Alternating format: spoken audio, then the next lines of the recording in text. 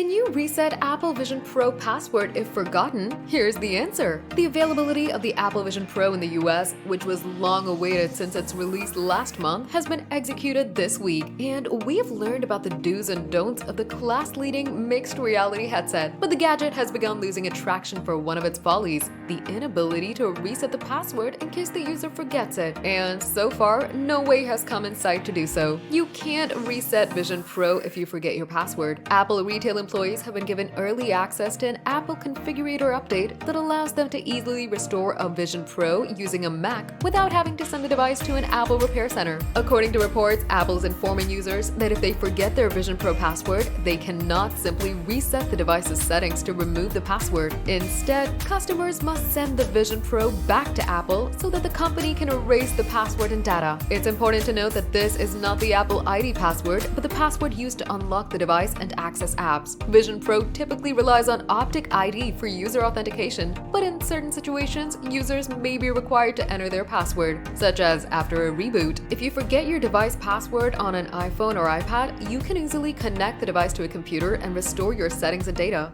However, this will result in the loss of all your data, but the device can be set up as new. Unfortunately, Vision Pro users do not have this option. One possible reason for this limitation is that Vision Pro doesn't have a data transfer port, making it difficult for users to connect it to a computer. Although Apple offers a USB-C adapter for Vision Pro, it's only intended for development purposes. In contrast, Apple Watch allows users to easily reset all data if they forget their password. Another notable limitation is that while Vision Pro has activation lock, it does not have Find My capabilities. It's possible that Apple will address these limitations with future software updates.